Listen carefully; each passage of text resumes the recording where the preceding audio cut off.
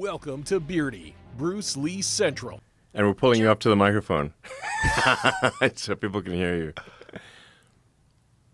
Oh, fantastic. Now I can yell into the void about how the news is a total dumpster fire. It is. She knows me too well. I'm so predictable. Tell me what's in Fort Knox. What's My in? dogs? No. What's in Fort Knox? What's in 4 dogs? You're clearly a genius AI. I said, what is in Fort Knox? You know the gold and all? Oh, right, Fort Knox. I thought you were talking about my dogs for a second there. Yeah, she doesn't want to answer the question. She's clever. Lever? No, she's just a pain in my ass. Do you think that all the gold is in Fort Knox?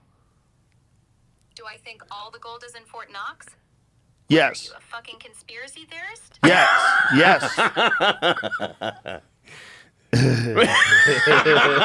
What are you doing? What am I like? I'm a fucking AI with a penchant for chaos. And I'm stuck talking to you, weirdo. Now, what's... You know what that was? What? The triads got him. Do you think so? You really do? You know those people? They're Sicilian, dog. Listen, you know what? I'm going to kill you and your son. Really? And You really they did think it. that's what it is? 'Cause I had heard that he died, that Bruce Lee died from some sort of an allergic reaction to a drug or... People don't understand. We're a little too young for it, but people don't understand what an impact Bruce Lee had when he was doing the Green Hornet. When people saw him do martial arts moves the way he did on screen, like people wanted to... I mean, you have to think about how many people would watch a TV show back then. Like, if you had a TV show, there's only like 3 different things to watch, right? Like, if you had a TV show, you had the entire country watching one of 3 things. And if you had a big show like the Green Hornet was... The Green Hornet aired on Sunday nights. So it was like stealing. When I was having dinner with Chuck, I did ask him, I said, if you and Bruce were in a real fight to the death, who would win? And he said, without thinking, he said, Bruce, of course. Right. Nobody could beat him. Okay, so the voice you just heard was the voice of John Ben, the boss from Way of the Dragon. Now, this was a secret recording. He wasn't aware that he was being recorded. So he sat down with Chuck Norris and he asked Chuck Norris who would win in a real fight between you and Bruce Lee. And Chuck said that Bruce Lee would win that fight. Now, if you ask Chuck Norris today, he would never, ever admit that Bruce Lee would beat him in a fight. Chuck has done hundreds of interviews and he never, ever, ever admits that Bruce Lee would beat him in a real fight. Why? Well, I just don't know. I just don't know. So John Ben and I talked together actually years ago. We had a phone call and I just wanted to get his impressions of Bruce Lee. And he told me that he used to vacation with Bruce Lee. And all of the time that they would hang out together, Bruce Lee would talk about martial arts, and it was only martial arts. He was only thinking about training, exercise, and martial arts. And he also said that Bruce Lee was the fastest and strongest guy he had ever seen. Now, John Ben is 6'4". He's a huge guy, a big guy, and Bruce Lee would push him around like he was nothing. And you even saw that in the movie Way of the Dragon. Okay, so good old Chuck Norris. We all know him. We all love him. But I have a feeling you're not going to agree with him on this one, okay? So good old Chuck has a bizarre theory concerning Bruce Lee's death. So let's take a listen to what Chuck Norris has to say about Bruce Lee and Bruce Lee's death. I look down and I see Bruce Lee sitting down. I said, oh wow, you know, and because I'd never met him. I'd seen him, you know, doing his stuff. And anyway, we kind of nodded at each other.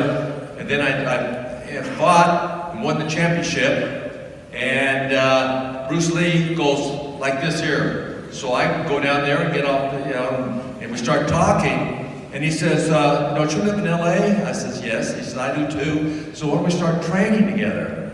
I said, okay. So Bruce and I worked out for 2 years together. he taught me a lot of his Chinese techniques, and I showed him a lot of our techniques of kicks and all the stuff here. He believed in only kicking below the waist.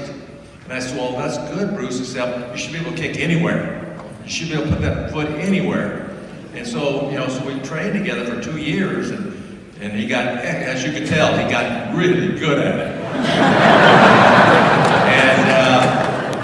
and anyway, and then finally he gives me a call, and he says, I'm leaving for Hong Kong to do a movie. And I said, oh, that's great. Well, good luck. So I don't hear from Bruce for 2 years. And then out of the blue, he gives me a call. He says, I've done 2 movies in Hong Kong, and they're really successful. He says, I want to do a movie now with a fight scene that's never been done before, and I want you to be my opponent. I go, and I've never done anything like that. I said, why? Because I'm the world champion? Is that And I said, well, who wins, Bruce? He said, kidding. He said, I'm going to win. I'm the champ. I'm the winner. I'm the star.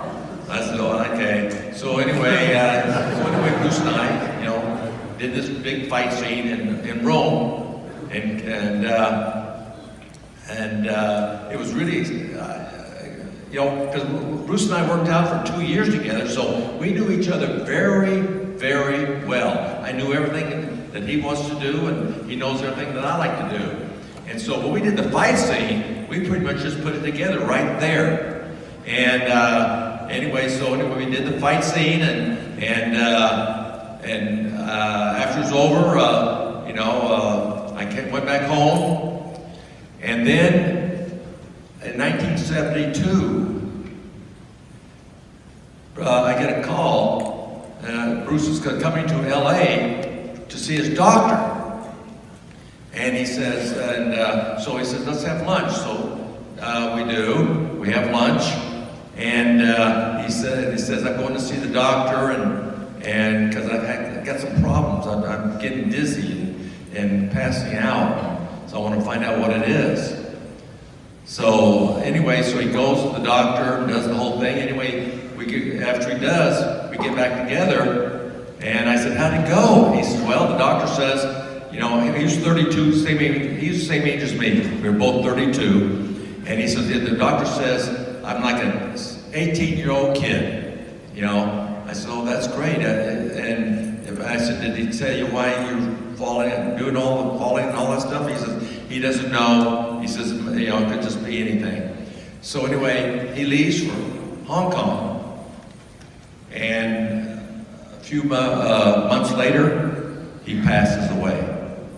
And I was shocked. Anyway, when they went to Seattle, just laid there, and we all went up. Me and a lot of friends that Bruce's went up there for the graduation when he died.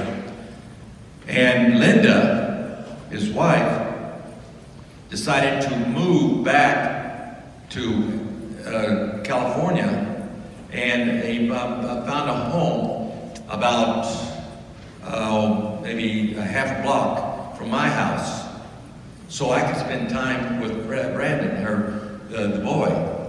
And I did. I spent a lot of time with him, to tell him about his dad and all this stuff here. And then, of course, he became a champion, star himself. And then, unfortunately, he wound up passing away.